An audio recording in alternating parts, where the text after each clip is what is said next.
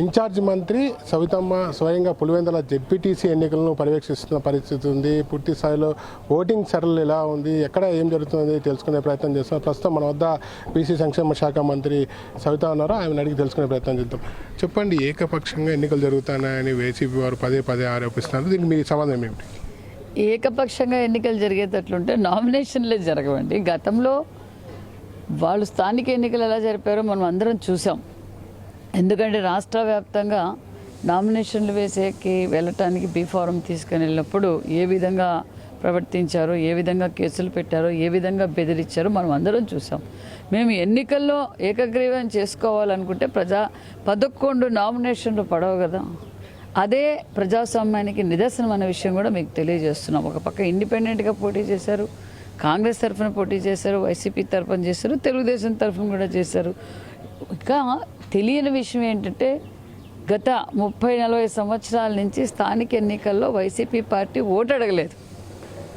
ఎప్పుడే కానీ ఇంటి దగ్గరికి వెళ్ళి వైసీపీకి కానీ వైఎస్ఆర్ కుటుంబం ఎప్పుడు ఓటు అడగలేదు. ఈరోజు ప్రజాస్వామ్యబద్ధంగా వెళ్ళి మేము ఓటు అడగడం సహజం, వాళ్ళు ఓటు అడిగారు, ప్రజాస్వామ్యము వచ్చింది, ప్రజాస్వామ్యంలో మనం ఉన్నామని ప్రజలు స్వచ్ఛందంగా స్వతంత్రంగా వెళ్ళి ఓటేస్తున్నారు. గతంలో ఎప్పుడు లేని విధంగా ప్రస్తుతం ఏకగ్రీవం కాకుండా ఈసారి ఎన్నికలు జరుగుతున్నాయని కూటమి ప్రభుత్వం చెప్తున్న పరిస్థితి. అయితే ఏజెంట్లు కూడా కూర్చోలేని పరిస్థితి ఉందని చెప్పి వైసీపీ నాయకులు చెప్తున్న పరిస్థితి.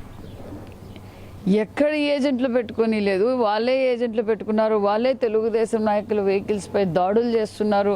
అదేవిధంగా మా ఏజెంట్పై మీరే ప్లే చేసినట్లున్నారు, మా కార్యకర్తలపైన దాడులు కూడా చేస్తారు. మరి గతంలో గత 10 రోజుల నుంచి చూస్తూనే ఉన్నాం. మరి స్వయాన జగన్మోహన్ రెడ్డి గారే ఫోన్లు చేసి బెదిరిస్తున్నారు. అవినాష్ రెడ్డి గారు, భారతిరెడ్డి గారు, ఇది చాలా కీలకం, మా బతుకు అంటే ఈ పార్టీ ఉందా లేదా అనేది ప్రజలందరికీ అర్థమైపోయింది. మరి పులివెందుల ఎన్నికల వాళ్ళు కీలకంగా తీసుకున్నారో మేము ప్రజాస్వామ్యబద్ధంగా అనుకున్నాం, ప్రజాస్వామ్యబద్ధంగా జరుగుతోంది.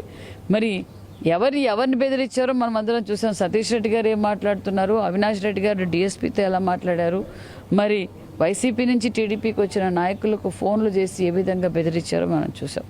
మరి స్వచ్ఛందంగా స్వాతంత్రంగా మరి ప్రజాస్వామ్యబద్ధంగా ఎన్నికలు జరుగుతున్న విషయం ప్రజలందరికీ తెలుసు, రాష్ట్ర ప్రజలందరికీ తెలుసు. ముఖ్యంగా పులివెందుల ప్రజలు స్వాతంత్రం కోరుకున్నారు. అది రేపటి రోజు 14వ తారీఖు నిజమైన స్వాతంత్రం ఈ ఆగస్టు 15 పులివెందుల ప్రజలకు వస్తుంది. మరోవైపు ఏదైతే ఉందో ఓటర్ల మార్పిడి పైన ప్రధానంగా వివిధ అంశాలతో కూడా ఎన్నికల కమిషన్కు ఫిర్యాదు చేస్తున్న పరిస్థితి, దీన్ని ఎలా చూడొచ్చు? ఓట్లు మార్పిడి నేను అనేది ఏమంటే నోటిఫికేషన్ పిలిచినప్పుడు ఓటర్ లిస్టు కూడా బయటకు వస్తుంది. మరి వాళ్ళకి అప్పుడెప్పుడు కనిపించలేదా?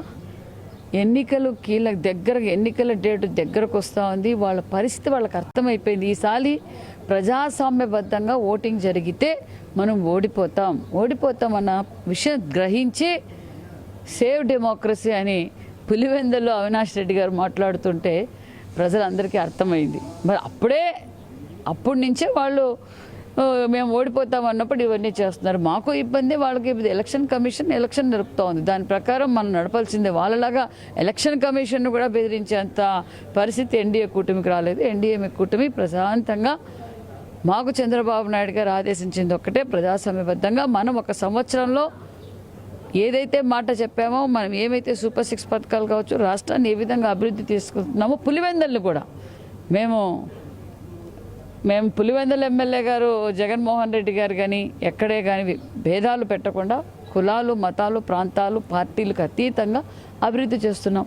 మరి పులివెందుల ప్రజలు కూడా చూస్తున్నారు. మరి పులివెందుల ఎమ్మెల్యే గారు ఎక్కడున్నారు? అసెంబ్లీలో కనిపించరు.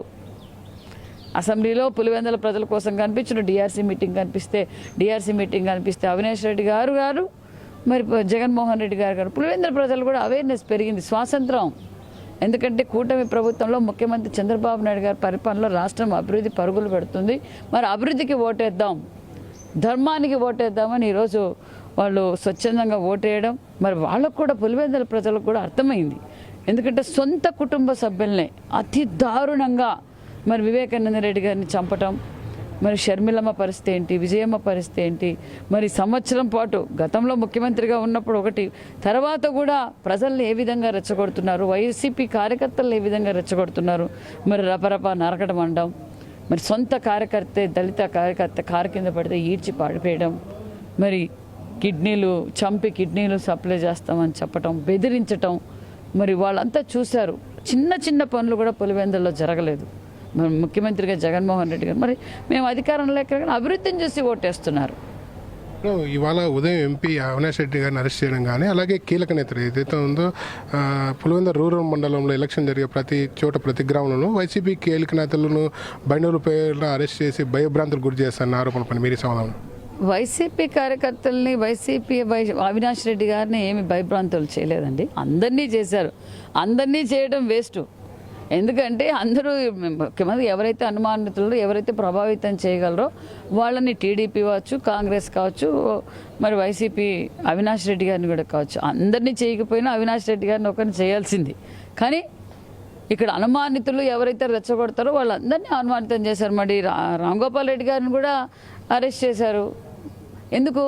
అవినాష్ రెడ్డి గారు అయితే అన్ని చర్యలు ఆయన చేయగలరు, రెచ్చగొట్టగలరు, అవసరమైతే కొన్ని చోట్ల చంపగలరు, ఏమైనా చేయగలరు. కాబట్టి పోలీసులు అది గ్రహించి ముందు జాగ్రత్తగా తీసుకున్నారు. ఈ నెల 14లో ఏం జరగబోతోంది? గెలవబోతున్నాం. ప్రజాస్వామ్యబద్ధంగా ఎన్నికలు జరిగాయి. మేము గెలవబోతున్నాం. ఒంటిమిట్ట కావచ్చు, ఇక్కడ కావచ్చు, మేము గెలవబోతున్నాం.